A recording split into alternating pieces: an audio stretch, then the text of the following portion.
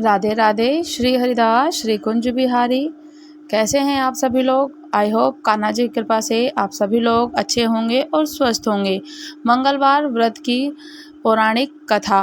मंगलवार का व्रत करने से हनुमान जी करते हैं सभी कष्टों को दूर, और हनुमान जी का पूजन अर्चन विधि विधान से किया जाए। बाबा महादेव पिताजी का ही 11वें अवतार माने जाते हैं वो हनुमान जी। हम मंगलवार का व्रत करते हैं तो उससे हमारे सभी कष्ट रोग दूर होते हैं। मंगलवार के व्रत की कथा। ऋषिनगर में केशवदत्त ब्राह्मण अपनी पत्नी अंजलि के साथ रहता था। केशवदत्त के घर में धन संपत्ति की कोई कमी नहीं थी। नगर में सभी केशवदत्त के सम्मान करते थे, लेकिन केशवदत्त के कोई संतान नहीं थी और संतान ना होने से बहुत चिंता करता था और बहुत चिंतित रहता था। दोनों पति पत्नी प्रति मंगलवार को हनुमान जी की पूजा करते और विधिवत मंगलवार का व्रत करते हुए कई वर्ष बीत गए थे। तो ब्राह्मण बहुत निराश हो गया, लेकिन उसने व्रत करना नहीं छोड़ा। कुछ दिनों के बाद केशवदत्त हनुमान जी की पूजा करने के लिए जंगल में चला गया। उसकी पत्नी अंजलि घर में रहकर मंगलवार का व्रत करने लगी। दोनों पति पत्नी पुत्र प्राप्ति के लिए मंगलवार का विधि विधान से पूजन अर्चन और व्रत करने लगे। अंजलि ने अगले मंगलवार को व्रत किया, लेकिन किसी कारणवश उस दिन अंजलि हनुमान जी को भोग नहीं लगा सकी। उस दिन वह सूर्यास्त के बाद भूखी ही सो गई। अगले मंगलवार को हनुमान जी को भोग लगाए बिना उसने भोजन नहीं करने का प्रण कर लिया। 6 दिन तक अंजलि भूखी और प्यासी रही। 7वें दिन मंगलवार को अंजलि ने हनुमान जी की पूजा की, लेकिन तभी भूख प्यास के कारण अंजलि बेहोश हो गई। हनुमान जी ने उसे स्वप्न में दर्शन देते हुए कहा, उठो पुत्री, मैं तुम्हारी पूजा पाठ से बहुत प्रसन्न हूँ। तुम्हें सुंदर और सुयोग पुत्र होने का वर देता हूँ। ये कहकर हनुमान जी अंतर्ध्यान हो गए। तत्काल अंजलि ने उठकर हनुमान जी का भोग लगाया और स्वयं भोजन किया। हनुमान जी की अनुकंपा से अंजलि ने एक सुंदर शिशु को जन्म दिया। मंगलवार को जन्म लेने के कारण उस बच्चे का नाम मंगल प्रसाद रखा गया। कुछ दिनों के बाद अंजलि का पति केशवदत्त भी घर लौट आया। उसने मंगल को देखा तो अंजलि से पूछा, ये सुंदर बच्चा किसका है? अंजलि ने खुश होते हुए हनुमान जी के दर्शन देने और पुत्र प्राप्त होने का वरदान देने की सारी कथा अपने पति को बता दी, लेकिन केशवदत्त को उसकी बातों पर विश्वास नहीं हुआ। उसके मन में पता नहीं कैसे ये कलुषित विचार आ गया कि अंजलि ने उसके साथ विश्वासघात किया है। अपने पापों को छिपाने के लिए अंजलि झूठ बोल रही है। केशवदत्त ने उस बच्चे को मार डालने की योजना बनाई। एक दिन केशवदत्त स्नान के लिए कुएं पर गया। मंगल भी उसके साथ ही था, तो केशवदत्त ने मौका देखकर मंगल को कुएं में फेंक दिया और घर आकर बहाना बना दिया कि मंगल तो कुएं पर मेरे पास पहुंचा ही नहीं। तो केशवदत्त के इतने कहने के ठीक बाद ही मंगल दौड़ता हुआ घर लौट आया। केशवदत्त मंगल को देखकर बुरी तरह से हैरान हो उठा। उसी रात हनुमान जी ने केशवदत्त को स्वप्न में दर्शन देते हुए कहा, तुम दोनों के मंगलवार के व्रत करने से प्रसन्न होकर पुत्र जन्म का वर मैंने दिया था, फिर तुम अपनी पत्नी पर शक क्यों कर रहे हो? उसी समय केशवदत्त ने अंजलि को जगाकर उससे क्षमा मांगते हुए स्वप्न में हनुमान जी के दर्शन देने की सारी कहानी सुना दी। केशवदत्त ने अपने बेटे को हृदय से लगाकर बहुत प्यार किया। उस दिन के बाद सभी आनंद पूर्वक रहने लगे। मंगलवार की विधिवत से पूजा करना, व्रत करना और केशवदत्त और उसके सभी कष्ट दूर हो गए।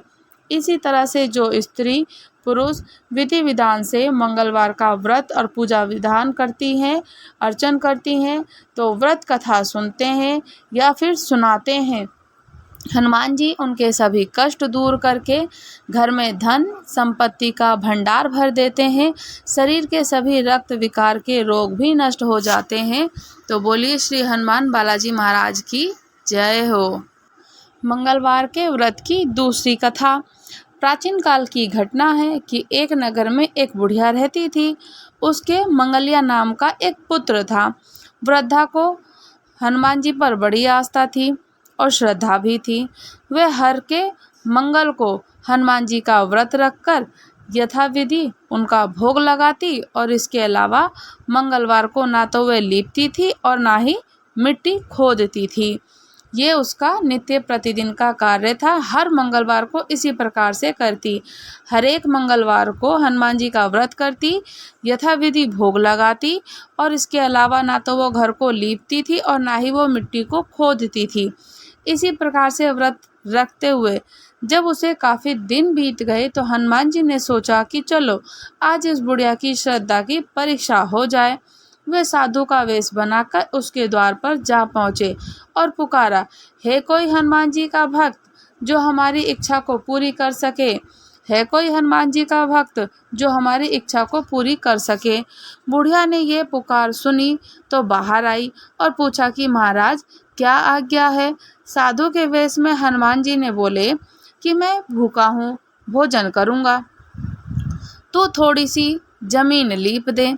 बुढ़िया ने हाथ जोड़कर प्रार्थना की, महाराज लीपने और मिट्टी खोदने के अलावा जो आप काम कहेंगे मैं वो करने को तैयार हूँ। साधु ने 3 बार प्रतिज्ञा कराने के बाद कहा, तू अपने बेटे को बुला, मैं उसे औंधा लिटाकर उसकी पीठ पर भोजन करूँगा। बुढ़िया ने सुना तो उसके पैरों तले धरती खिसक चुकी थी, क्योंकि अपने बेटे को बुला और उसको लिटा करके औंधा लिटाकर उसके ऊपर भोजन करूँगा। तो ये सुनते ही बुढ़िया के पैरों तले जमीन खिसक गई, मगर वह वचन हार चुकी थी। उसने मंगलिया को पुकारकर साधु महाराज के हवाले कर दिया, मगर साधु ऐसे ही मानने वाले तो थे नहीं, क्योंकि वो हनुमान जी थे और परीक्षा लेने आए थे। उन्होंने बुढ़िया के हाथों से ही मंगलिया को औंधा लिटा हनुमान जी ने साधु के वेश में ही बुढ़िया के हाथों से ही मंगलिया को औंधा लिटाकर उसकी पीठ पर आग जलवाई। आग जलाकर दुखी मन से बुढ़िया अपने घर के अंदर जा घुसी। साधु जब भोजन बना चुका तो उसने वृद्धा को बुलाकर कहा कि वह मंगलिया को पुकारे ताकि वह आकर भोग लगा ले। वृद्धा आंखों में आंसू भरकर कहने लगी, अब आप उसका नाम लेकर मेरे हृदय को और मत दुखाओ। लेकिन साधु महाराज तो मानने में थे ही नहीं, वो हनुमान जी परीक्षा ले रहे थे। तो वृद्धा को भोजन के लिए मंगलिया को पुकारना ही पड़ा। और बुढ़िया ने जैसे ही मंगलिया को पुकारा कि मंगलिया बाहर हंसता हुआ आया और घर में दौड़ा हुआ आया। बाहर से दौड़ता हुआ घर में हंसकर आया और बोला कि मंगलिया को जीता जागता देखकर वृद्धा बुढ़िया बहुत आश्चर्यचकित हो गई और खुश हो गई। तो वह साधु महाराज के चरणों में गिर पड़ी। हनुमान जी ने उसे अपने असली रूप के दर्शन दिए, उनको साक्षात्कार अपने स्वरूप के दर्शन कराए। हनुमान जी ने उसे सभी प्रकार के सुखों का आशीर्वाद देकर अंतर्ध्यान हो गए। तो बाबा जैसे आपने उस बुढ़िया पर कृपा करी तो ऐसे ही हम पर भी कृपा करना और सारी ही मनोकामना हमारी पूर्ण करना। हनुमान जी के व्रत की तीसरी कथा। एक साहूकारनी हर रोज हनुमान जी के मंदिर में जाया करती थी और वह चूरमे का लड्डू का और रोटी का लड्डू बनाती और चूरमा लेकर के जाती और वह कहती, कांधे सोटो लाल लंगोटो, हनुमान जी आते चूरमा और रोटी खा लेते। बुढ़िया साहूकारनी का प्रतिदिन का यही नियम था कि हर मंगलवार को मंदिर जाती और रोटी और लड्डू का भोग लगाती, चूरमे का लड्डू ले जाती और रोटी ले जाती और कहती कि कांधे सोटो लाल लंगोटो, हनुमान जी आते और चूरमा रोटी खा लेते। तब वो ये कहती थी बुढ़िया, जब हनुमान जी को भोग लगाती तो कहती कि मैंने तुम्हें दिया जवानी में, तुम मुझे देना बुढ़ापे में। बुढ़िया नित्य प्रतिदिन इसी प्रकार से किया करती। साहूकारनी जाती, कहती कांधे सोटो लाल लंगोटो, हनुमान जी आते चूरमा रोटी खा लेते, और जब वो खाते तो यही कहती कि मैंने तुम्हें दिया जवानी में, तुम मुझे देना बुढ़ापे में। पूजा करने के बाद साहूकारनी घर आई। बहू बोली, सासू जी तुम चूरमा रोटी लेकर कहाँ जाती हो? तो सासू जी बोली, बालाजी के मंदिर में जाती हूँ और मंगलवार के व्रत का पूजन करती हूँ, चूरमा रोटी का भोग लगाती हूँ। तो बहू बोली, अब मंदिर में मत जाया करो। तो सास कुछ भी नहीं कह पाई। सास चुप रह गई और ना वो बोल पाई और ना वो कुछ कर पाई, ना खाया ना पिया, जाकर सो गई। बहू को वो कुछ बुढ़िया साहूकारनी कह ही नहीं सकी, ना खाया था ना ही पिया था और जाकर के वो सो गई। इसी प्रकार से रोते रोते 5 दिन बीत गए साहूकारनी को। रोते रोते जब 5 दिन बीत गए, 5 दिन में उसने कुछ ना खाया ना पिया। हनुमान जी ने सपने में आए और बोले कि तूने मुझे दिया जवानी में, मैं तुझे देता हूँ बुढ़ापे में। हनुमान जी स्वप्न में दर्शन देते हुए कह देते हैं कि तूने तो मुझे जवानी में दिया था और मैं तुझे बुढ़ापे में दे देता हूँ। तो बुढ़िया बोली, आज तो तुम दे रहे हो और रोज कौन देगा? हनुमान जी बोले कि मैं रोज दूंगा, जैसे तूने मुझे दिया हर रोज, तो मैं भी तुझे रोज ही दूंगा, तो मैं तुझे हर रोज दूंगा। बुढ़िया ने चूरमा और रोटी खा लिया। बहू के घर में अब कुछ भी नहीं रहा। बहू के घर में सारी धन संपत्ति, सारा वैभव सब खत्म हो गया, क्योंकि उसने साहूकारनी अपनी सास को मना कर दिया कि अब मंगलवार को चूरमा रोटी लेकर के मत जाना। तो इसी प्रकार से उसके घर की सारी धन संपत्ति खत्म हो गई। तो बहू के घर में जब कुछ भी ना रहा तो सब चीज़ों में घाटा हो गया। बहू बोली, सास को देख कर के तो आऊं, सास को देखूं तो सही, बहुत दिन हो गए हैं, उसने कुछ खाया पिया भी नहीं है और मैंने तो कुछ खाने पीने को दिया भी नहीं, तो वो है किस प्रकार से मैं देख कर के आती हूँ। 7 दिन हो गए, मैंने कुछ खाने पीने को नहीं दिया। जब बहू अपनी सास को देखने जाती है तो कहती है कि सासू माँ तुम तो खूब मोटी हो रही हो। बहू बोली, सासू जी मैंने तो तुम्हें खाने को कुछ भी नहीं दिया, तो तुम क्या खाती हो? क्योंकि बहुत समय हो गया और तुम तो दुबली पतली भी नहीं हुई, तुम तो बीमार भी नहीं हुई, और तुम क्या खाती हो? तो मैंने तो तुम्हें भोजन भी नहीं दिया। तो सासू बोली, मुझे तो हनुमान जी मीठा मीठा चूरमा और रोटी देकर जाते हैं, वही मैं खा लेती हूँ। तूने तो मुझे कुछ दिया नहीं, हनुमान जी मुझे खुद ही मीठा मीठा चूरमा और रोटी दे जाते हैं। तो बहू सास के पैरों में पड़ गई और गिर पड़ी। जैसे ही सास के पैरों में गिर पड़ी, बोली, हम तो तुम्हारे भाग का ही खाते हैं, हमारा तो सारा नुकसान हो गया है, मुझे माफ़ कर दो सासू माँ। अब तुम रोज नित्य दिन प्रतिदिन घर से रोटी और चूरमा लेकर जाना, हमारे घर में तो अब कुछ भी नहीं रहा, तो अब आप अपना घर संभाल लो। बहू बोलती है सास को कि अब आप अपना घर संभालो, ये तो आपका ही घर है। तो सास फिर से उसी प्रकार से जैसे पहले लेकर जाती थी, रोज चूरमा रोटी चढ़ाने लग गई। फिर घर में खूब सारा धन हो गया, खूब सारा धन हो गया।